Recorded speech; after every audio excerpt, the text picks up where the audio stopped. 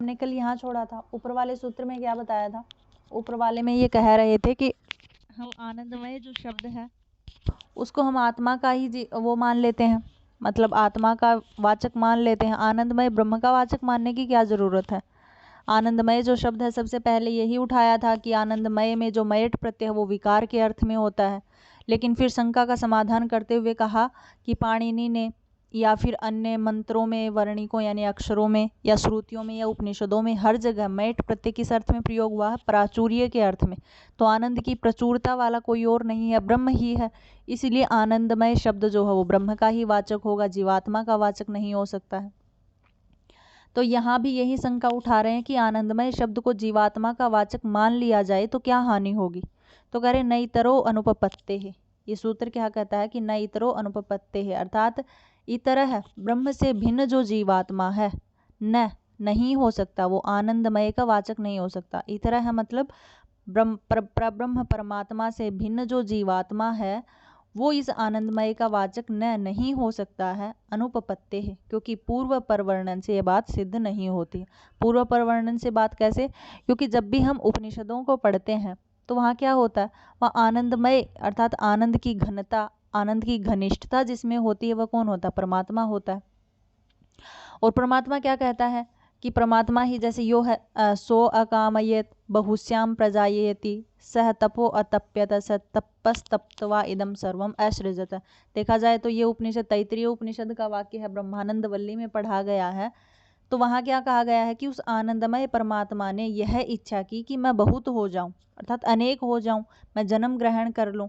और अपने तप और उसने फिर तप और संकल्प किया, जिससे उसने अपने तप और संकल्प से संपूर्ण सृष्टि की रचना की। ऐसा ये अर्थ मिलता है। तो मतलब ब्रह्म में अत्यधिक आनंद है और ब्रह्म में ऐसी शक्ति है कि वो स्वयं जन्म ग्रहण करके अनेक हो सकता है और संपूर्ण जगत का मतलब कि एक प्रकार से जन्म कर सकता है या संपूर्ण जगत की सृष्टि कर सकता है। लेकिन क्या आत्मा ऐसा कर सकता है? आत्मा क्या है? आत्मा में इतनी सामर्थ्यता नहीं है। आत्मा क्या है? एक परिमित परिमाण वाला, जबकि ईश्वर क्या है? एक परिमित परिमाण वाला नहीं है।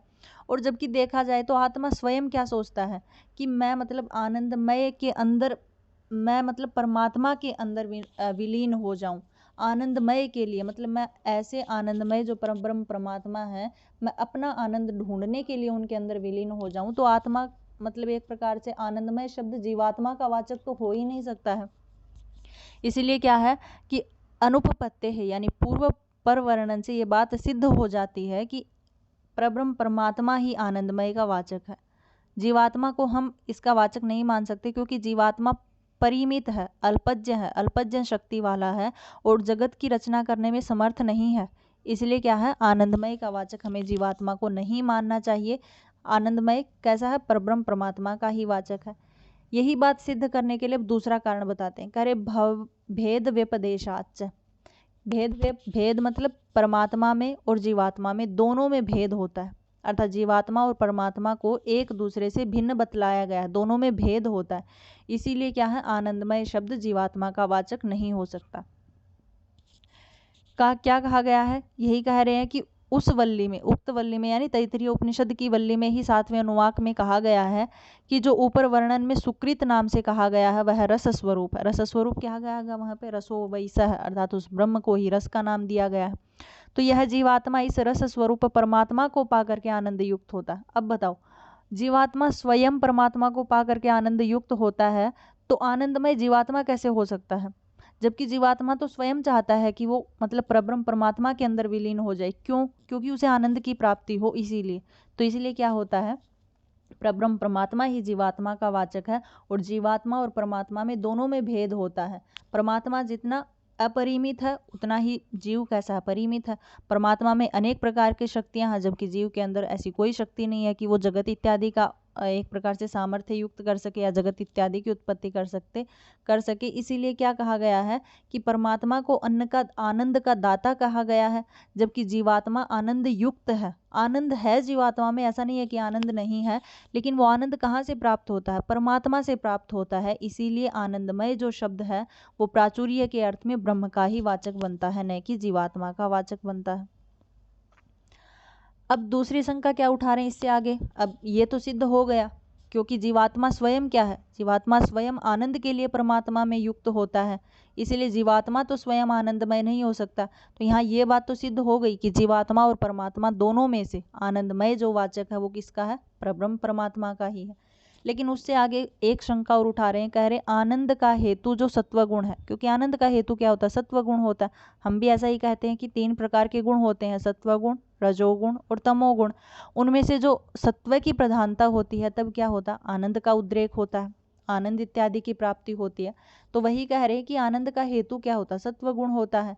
और सत्वगुण किस में पाया जाता है, प्रकृति में भी पाया जाता है, क्योंकि जब हम प्रकृति को पढ़ते हैं तो हम ऐसा ही पढ़ते हैं ना, त्रिगुणात्मिका, कि जो प्रकृति है वो 3 गुणों वाली है, मतलब उसमें सत्व गुण भी रहता है, रजोगुण भी रहता है और तमोगुण भी रहता है। और आनंद में भी सत्व गुण रहता है, प्रकृति में भी सत्व गुण रहता है। तो हम ऐसा क्यों नहीं मान लेते कि जो ये आनंदमय शब्द है वो प्रकृति का वाचक है। ये बात भी सही है, क्योंकि आनंदमय जो शब्द है वो भी सत्व का वाचक है और प्रकृति जो शब्द है वो भी सत्व का वाचक है, वो भी सत्व गुण वाली है। इसलिए हम ऐसा भी तो मान सकते हैं ना कि आनंदमय शब्द प्रकृति का वाचक है। हम नहीं मान रहे जीवात्मा का वाचक है, लेकिन हम ऐसा भी नहीं मानते कि परमात्मा का ही वाचक है। हम ऐसा मानने पर भी तो बाध्य हो सकते हैं ना कि प्रकृति का ही वाचक ये आनंदमय शब्द है। तो अब इसकी व्याख्या करते हुए कह रहे हैं, कामाच अनुमानम अपेक्षा, ये कह रहे च तथा कामात अर्थात आनंदमय में कामना का कथन होने से। आनंदमय शब्द कैसा है, आनंदमय शब्द के अंतर्गत कामना सहित है, कामना निहित होती है, जबकि अनुमान उपेक्षा अर्थात अनुमान कल्पित जड़ प्रकृति को आनंदमय शब्द ग्रहण करने की आवश्यकता नहीं है। क्योंकि प्रकृति कैसी है, प्रकृति जड़ है और जड़ वस्तु कभी भी अपनी कामना कोई पूर्ण नहीं कर सकती। और जबकि आनंद शब्द कैसा है, आनंद शब्द के अंतर्गत तो कामना निहित है, मतलब आनंद जिसका भी वाचक होगा वो कैसा होगा, वो अपनी कामना को पूर्ण करने वाला हो सकता है। ऐसा कोई चेतन है, ऐसी कोई चेतन वस्तु है, ऐसी कोई चेतन सत्ता है जो उस कामना को पूर्ण करने में समर्थ हो, जबकि प्रकृति तो समर्थ नहीं है, प्रकृति तो स्वयं जड़ है। तो आनंदमय शब्द के अंदर जो कामना है उसको कैसे पूर्ण करेगी प्रकृति। इसलिए क्या है, प्रकृति का वाचक नहीं हो सकता आनंदमय, क्योंकि प्रकृति जड़ है और आनंदमय जो शब्द है वो कामना के लिए लिया गया है, कामना निहित होती है आनंदमय शब्द में, इसलिए प्रकृति इसका वाचक नहीं हो सकती, परमात्मा को ही इसका वाचक जानना चाहिए। यही कह रहे हैं कि आनंदमय में सृष्टि विषय का कामना का होना बतलाया गया, अर्थात आनंदमय जो शब्द है उसमें सृष्टि की कामना को उत्पन्न करने की कामना होनी चाहिए, ऐसा उस शब्द में बतलाया गया है। और प्रकृति तो स्वयं जड़ है, इसलिए कामना को पूरा करने का कोई मतलब ही नहीं बनता, इसलिए प्रकृति इसका अर्थ नहीं हो सकती। अब कह रही परब्रह्म परमात्मा के सिवा प्रकृति या जीवात्मा कोई भी आनंदमय शब्द से गृहित नहीं हो सकता है। इस बात को दृढ़ करते हुए एक अलग से उपसंहार देते हैं, कह रहे अस्मिन अस्य च तद योगम शास्त्र, ये कह रहे च इसके बिना, अस्मिन इस प्रकरण में अर्थात श्रुति इत्यादि भी इसी प्रकरण के अंतर्गत आते हैं, अस्य इस जीवात्मा का तद योग अर्थात उस आनंदमय से संयुक्त होना, मिल जाना शस्ति बतलाती है, इसलिए जड़ तत्व या आनंदमय नहीं हो सकता। ये क्या कह रहे हैं कि मतलब आनंदमय जो शब्द है वो परमात्मा का ही वाचक है, ऐसा इस प्रकरण में श्रुति इत्यादि अपना मत देती हैं कि श्रुतियों में भी यही कहा गया कि परमात्मा ही आनंदमय है, उपनिषद इत्यादि में भी यही कहा गया है।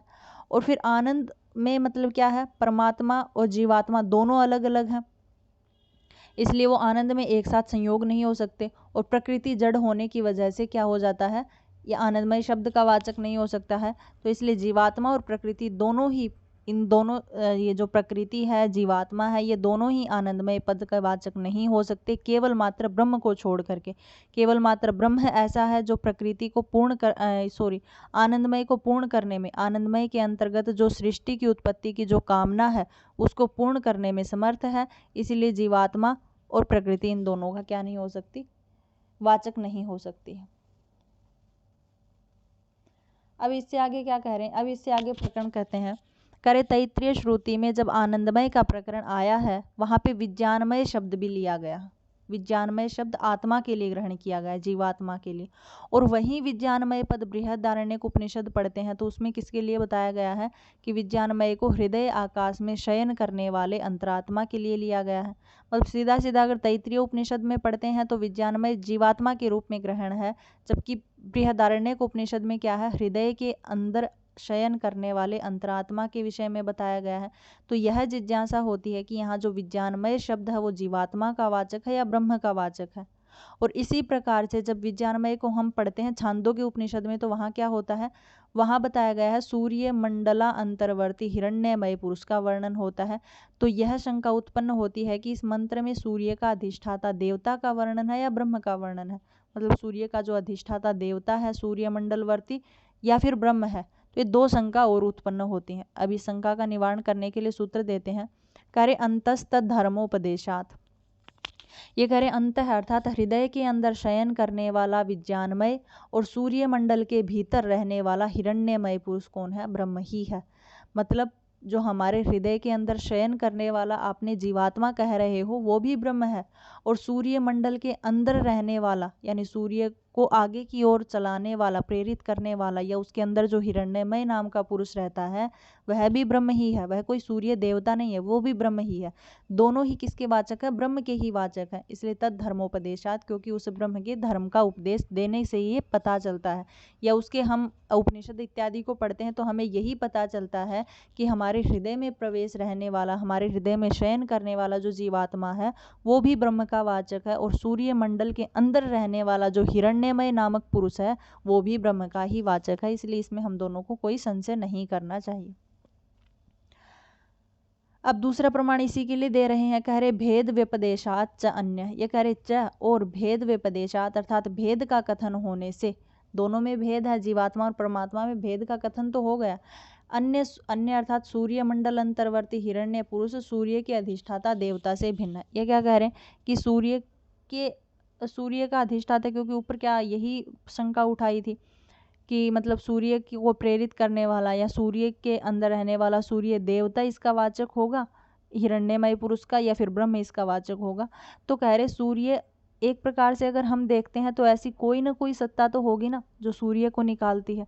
अपने समय पर हर रोज सूर्य निकलता है, उदय होता है, और अस्त होते ही उसकी जगह चंद्रमा आ जाता है, और चंद्रमा जैसे ही अस्त होता है वहीं सूर्य निकल आता है। मतलब कोई ना कोई ऐसी ब्रह्मांड में ऐसी तो कोई ना कोई शक्ति तो है जो बिना प्रमाद के सूर्य को हमेशा चलाती रहती है। तो कह रहे सूर्य के अंदर रहने वाली वह शक्ति जो सूर्य को प्रेरित करती है वो क्या है, वो ब्रह्म ही है, वो सूर्य देवता नहीं है।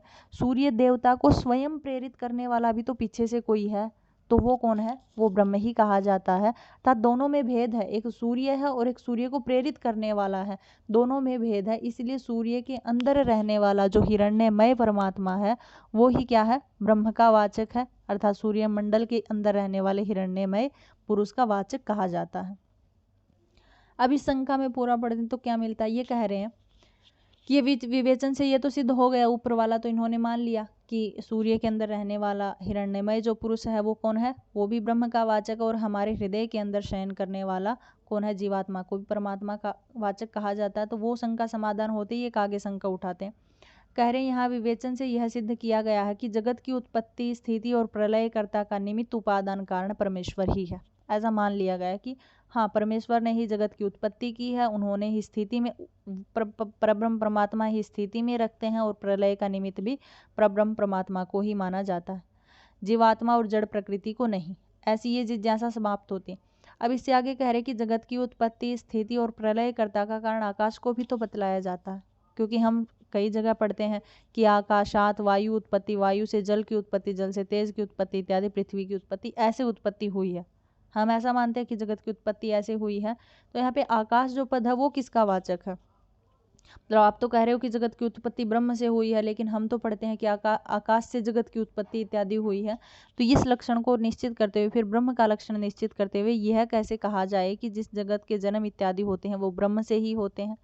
तो कह रहे आकाशः तद लिंगात, ये कह रहे आकाश अर्थात वहाँ पर आकाश शब्द भी परब्रह्म परमात्मा का ही वाचक है, अर्थात ब्रह्म का ही एक नाम आकाश है। आकाश कोई अलग सत्ता नहीं है, कोई अलग चेतनता सत्ता नहीं है। आकाश को वैसे देखा जाए तो एक भूत प्राणी होता है।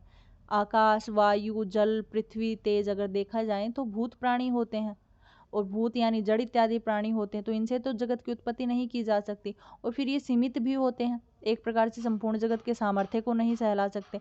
इसीलिए यहाँ पे आकाश जो पद लिया जाता है, उपनिषदों में ऐसा कहा जाता है कि आकाश से जगत की उत्पत्ति हुई है, तो वो आकाश जो पद है वो भी ब्रह्म का ही वाचक है, वो ही ब्रह्म का ही दूसरा नाम है। तदलिंगात, क्योंकि उस मंत्र में लक्षण बताए गए हैं वो ब्रह्म के ही लक्षण हैं। जैसे कैसे, ये एक मंत्र आता है छांदोग्य उपनिषद में, यहाँ पर आकाशवाचक जहाँ जहाँ ग्रहण किया गया है वो ब्रह्म का ही वाचक है। ये सर्वाणी है व इमानी इत्यादि जो मंत्र पढ़ा गया, अर्थात ये समस्त भूत बता दिए ना, भूत अर्थात पंचतत्व जो समस्त प्राणी निसंदेह आकाश से ही उत्पन्न हुए हैं और आकाश में ही विलीन हो जाते हैं। आकाश ही इन सबसे श्रेष्ठ और बड़ा है, वही इन सब का परम आधार है। इसमें आकाश के लिए जो विशेषण आए हैं वो भूत आकाश में संभव नहीं हो सकते हैं। एक बात, तो कोई भूत प्राणी इत्यादि है, क्या भूत प्राणी है वो क्या एक प्रकार से निसंदेह से मतलब जगत की उत्पत्ति कर सकता है? क्या सबसे सर्वश्रेष्ठ हो सकता है? क्या सबका आधार हो सकता है? नहीं। आकाश भूत प्राणी जो भूत होता है, भूत रूपी जो आकाश है वो इन सब का वाचक नहीं हो सकता। यहाँ जो विशेषण दिए गए हैं वो कैसे हैं, वो परब्रह्म परमात्मा को लेकर के इसके विशेषण दिए गए हैं, अर्थात ये आकाश इत्यादि से संभव नहीं है, क्योंकि भूत आकाश तो स्वयं भूतों के समुदाय में आ जाता है, अतः उसे भूत समुदाय या प्राणियों की उत्पत्ति बतलाना सुसंगत नहीं होगा। इसलिए उक्त लक्षण एकमात्र परब्रह्म परमात्मा से ही संगत होकर के कह सकते हैं। वही सर्वश्रेष्ठ है, वही सबसे बड़ा और सर्वाधार है, अन्य कोई नहीं है। इसलिए यह सिद्ध होता है कि श्रुति में आकाश नाम से परमात्मा का ही बोध किया जाता है। अब आगे आकाश को छोड़ दिया, मतलब आकाश की शंका की छोड़ दी, तो अब कह रहे हैं कि प्राण से भी उत्पत्ति होती है। मतलब कई जगह हम पढ़ते हैं ना कि जैसे हम तैत्तिरीय उपनिषद में ही पढ़ते हैं कि प्राण से ही सारे मनुष्य जगत उत्पन्न होता है और प्राण में जाकर के ही समाहित हो जाता है। तो कह रहे प्राण से जगत की उत्पत्ति हो रही है, तो ये प्राण भी ब्रह्म का वाचक है क्या, या प्राण कुछ अलग है? तो इसलिए कह रहे हैं अतएव, इसीलिए श्रुति इत्यादि में कहे हुए लक्षण से ब्रह्म में ही संभव है, अर्थात ये जो प्राण है वो ब्रह्म का वाचक ही संभव होता है, इसलिए कहा जाता है कि प्राण ही ब्रह्म है। ऐसे छांदोग्य उपनिषद में पढ़ते हैं कि सर्वाणी है व इमानी भूतानि प्राणमेव अभिसंविशन्ति प्राणम अभ्युजीहते, अर्थात निश्चय से ही ये सब भूत प्राण में ही विलीन हो जाते हैं और प्राण से ही दोबारा से उत्पन्न हो जाते हैं। तो ये लक्षण प्राण वायु में नहीं घट सकते, अर्थात जो प्राण वायु होती हमारे अंदर रहती है, प्राण अपान व्यान उदान इत्यादि जो वायु रहती हैं, क्या वो ऐसा कर सकती हैं कि मतलब सारे के सारे प्राणियों को अपने अंदर ले विलीन कर ले और फिर दोबारा से उत्पन्न कर दे?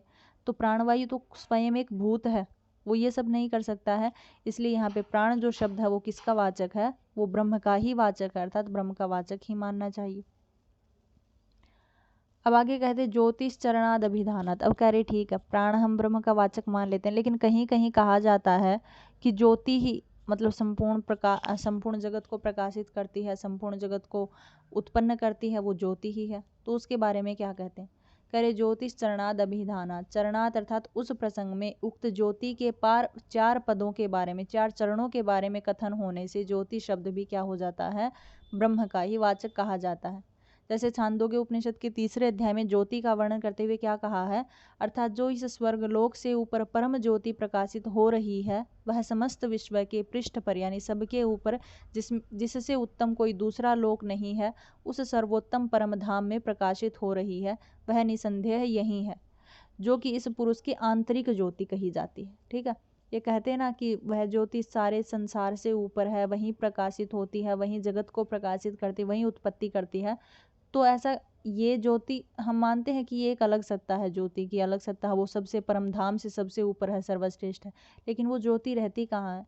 तो कह दिया ना कि वो पुरुष की आंतरिक ज्योति है, वही ब्रह्म पुरुष की आंतरिक ज्योति है, यानी वो ज्योति भी किसके अंतर्गत आ गई, ब्रह्म के अंतर्गत आ गई। इसीलिए क्या हो जाता है, इन सब शब्दों से स्पष्ट हो जाता है कि ज्योति शब्द किसका वाचक है, ब्रह्म का ही वाचक कहा जाता है।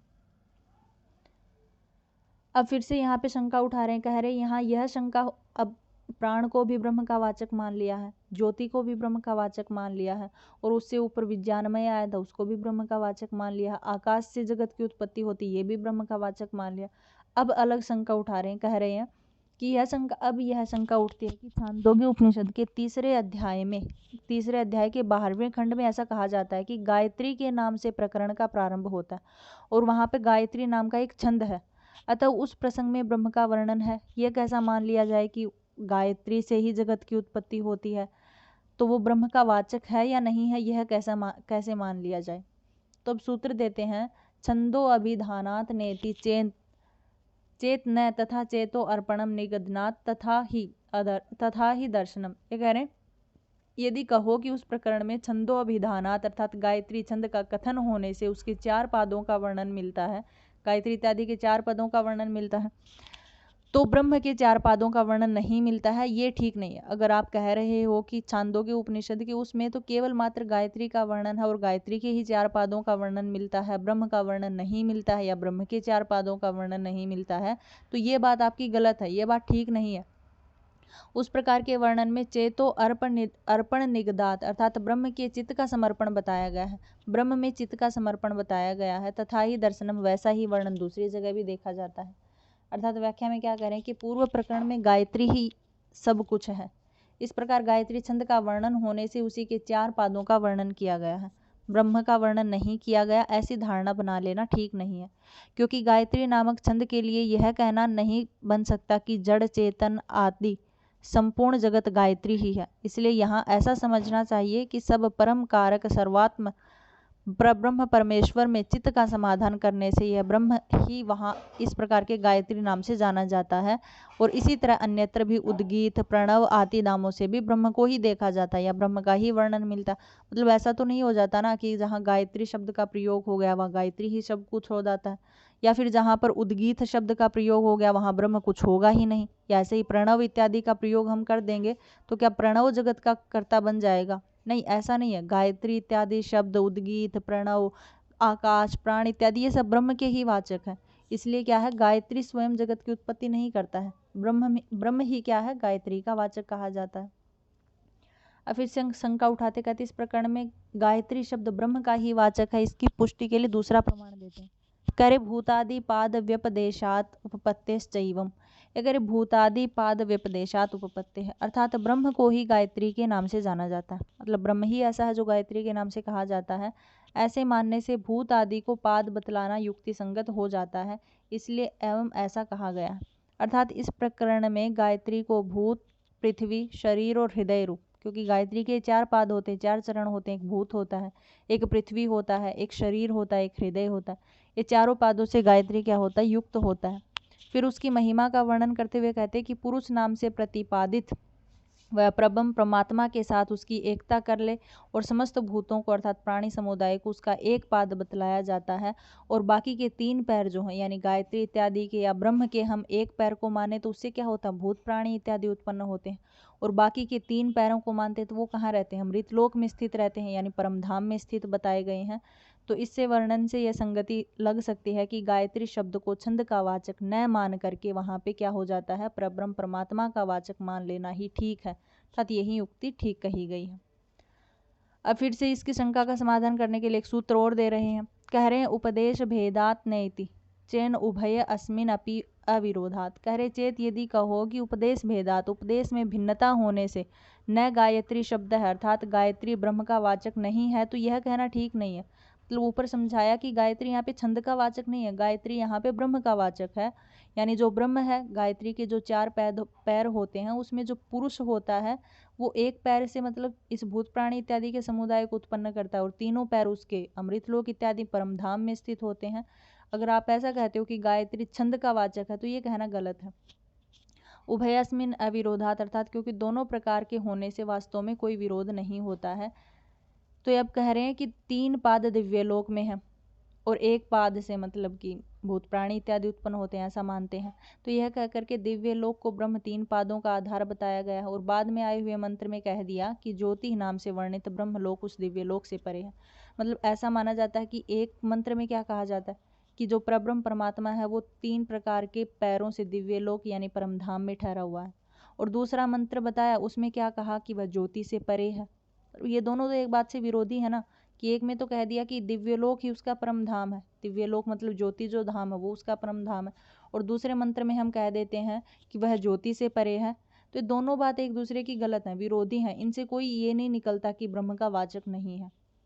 ये अपने अपने स्थान पे अपने अपने वर्णनों के अनुसार ये बातें कही गई हैं, तो ऐसा न मान करके हमें यही मानना चाहिए कि गायत्री ही ब्रह्म का वाचक है, ये बात संगत है, इसके अलावा कोई बात संगत नहीं है।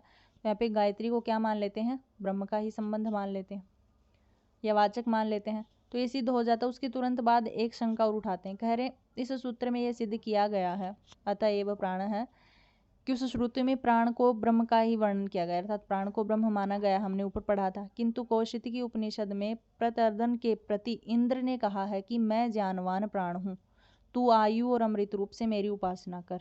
इसलिए यह जिज्ञासा होती है कि इस प्रकरण में आया हुआ प्राण शब्द किसका वाचक है। अब हमने ऊपर पढ़ा था ना कि प्राण शब्द किसका वाचक है, ब्रह्म का वाचक है। लेकिन एक मंत्र में ऐसा मिलता है कि इंद्र स्वयं कहता है कि मैं प्राण हूँ, तू मेरी उपासना कर। तो यहाँ पे किसका वाचक माना जाएगा, प्राण शब्द इंद्र का वाचक होगा या ब्रह्म का वाचक होगा। तो इसलिए कह रहे प्राणस तथा अनुगमात, ये कह रहे प्राण शब्द ब्रह्म का ही वाचक है, जैसा हमने ऊपर सिद्ध किया वो ब्रह्म का ही वाचक है। तथा अनुगमात, क्योंकि पूर्व पर के प्रसंग से विचार करने से ऐसा ज्ञात होता है कि प्राण शब्द क्या होता है, ब्रह्म का ही वाचक होता है। देखो इसकी सही सही व्याख्या इसमें न कह के इसमें कही जाएगी। इसमें क्या कहा जाता है कि अगले सूत्र में कहते हैं न वक्तुर आत्म उपदेशात इति चेत अध्यात्म संबंध भूमा ही अस्मिन।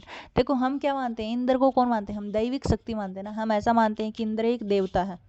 लेकिन यहाँ पे जो प्राण शब्द प्रयोग हुआ है कि तू मेरी उपासना कर, इंद्र अगर ऐसा कहता कि तू मेरी उपासना कर, आत्म स्वरूप से, अमृत स्वरूप से तू मेरी उपासना कर, मैं प्राण हूँ, तो यहाँ पे कोई आदि दैविक संदेश नहीं दिया गया, यहाँ पे आध्यात्मिक संदेश है। क्योंकि उपासना करना, चिंतन करना किसका धर्म है, चित्त इत्यादि का, आत्मा इत्यादि का, तो आध्यात्मिक संदेश है, तो दैविक संदेश नहीं है। पहली बात तो यही है, आदि दैविक इत्यादि कोई संदेश नहीं है। तो देवता ईश्वर का, इंद्र देवता का वाचक मानना तो दूर से ही गलत हो जाता है, क्योंकि इंद्र एक देवता है और यहाँ जो उपदेश दिया गया है वो आध्यात्मिक उपदेश, आदि दैविक नहीं है।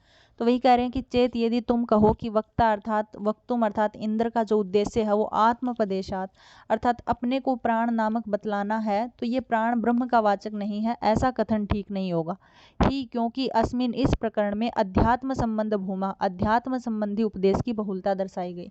इंद्र क्या है, इंद्र देव है, और देव क्या होता है, अध्यात्म आदि दैविक उपदेश देते हैं।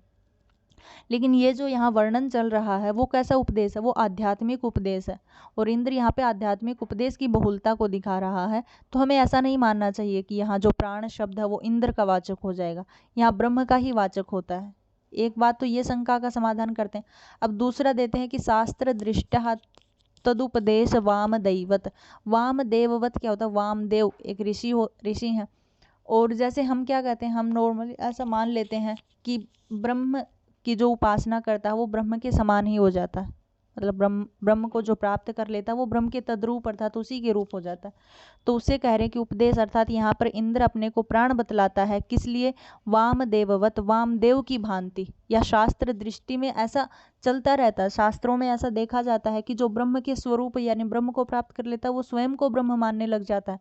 तो इंद्र ने अगर प्राण इत्यादि ब्रह्म को प्राप्त कर लिया है तो इंद्र स्वयं को प्राणवान मानने लग गया, इसमें कौन सी बड़ी बात है। वामदेव ऋषि इत्यादि भी ऐसा ही करते हैं।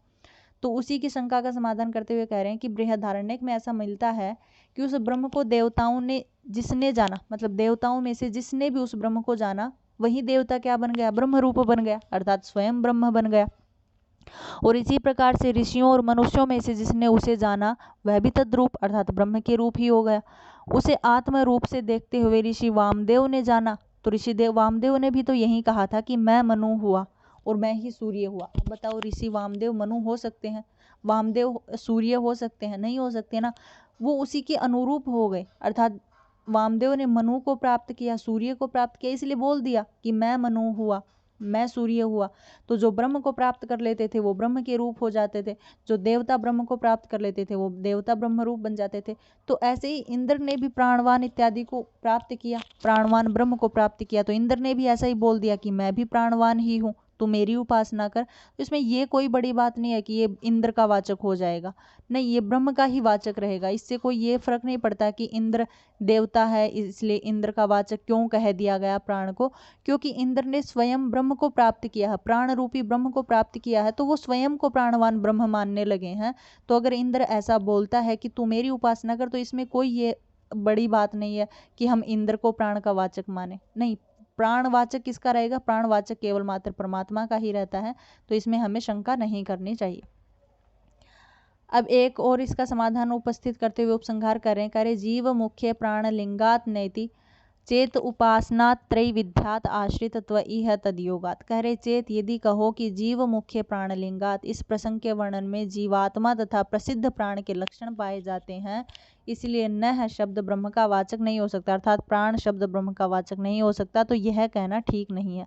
कह रहे हैं कि अगर हम प्राण शब्द में जीवात्मा का, इंद्र इत्यादि का ये विशेष लक्षण पाए जाते हैं तो हम कह देते हैं कि ये ब्रह्म का वाचक नहीं है। ऐसा कहना बिल्कुल भी युक्ति संगत नहीं है, अर्थात ये कहना ठीक नहीं है। उपासना त्रैविध्यात, क्योंकि ऐसा मानने पर 3 प्रकार की उपासनाओं का प्रसंग उपस्थित हो जाएगा। आश्रित्वात, और इसके सिवा सब लक्षण ब्रह्म के ही आश्रित होते हैं, इसलिए इह तदयोगात, इस प्रसंग में हम ब्रह्म के लक्षणों का ही कथन करें, बाकी 3 प्रकार के लक्षणों को न जाने, केवल मात्र ब्रह्म का ही कथन करें, इसलिए यह प्राण शब्द क्या है, ब्रह्म का उपदेश माना जाता है या ब्रह्म का लक्षण माना जाता है। अब यही व्याख्या करते हुए अंत में ये अंतिम सूत्र है 31वां, इसी में कहते हैं कि इस प्रसंग में जीव के लक्षणों का इस प्रकार वर्णन हुआ है कि न वाचम विजिज्ञासित या वक्तारम विद्यात, अर्थात वाणी को जानने की इच्छा न करें, वक्ता को जानने की इच्छा करें। मतलब जो वक्ता है उसको जानने की इच्छा करें, ये इच्छा न करें कि ये वाणी किस वक्ता के द्वारा बोली गई। वाणी कोई भी हो हम ग्रहण कर लें, कौन वक्ता बोल रहा है मैटर ये रखता है कि ऐसा वक्ता कौन है। तो हम भी ब्रह्म को जानने की इच्छा करें, ये इच्छा न करें कि प्राण शब्द कहाँ कहाँ प्रयोग हुआ, किसके लिए प्रयोग किया, इंद्र ने कहा है, ये सब जानने की इच्छा ना करें। वक्ता को हमें जानना चाहिए। या वाणी आदि कार्य और कारण के अध्यक्ष में जीवात्मा को जानने के लिए कहा गया है। इसी प्रकार प्रसिद्ध प्राण में लक्षण का वर्णन मिलता है, अर्थात निसंदेह प्रज्ञा आत्म प्राण ही इस शरीर को ग्रहण करके उठाता है।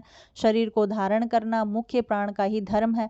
इस कथन को लेकर के यदि कहो कि प्राण शब्द ब्रह्म का वाचक नहीं होना चाहिए तो ये ठीक नहीं है, क्योंकि ब्रह्म के अतिरिक्त जीव और प्राण को भी उपास्य मानने में विविध उपासना का प्रसंग उपस्थित हो जाता है, जो उचित नहीं है।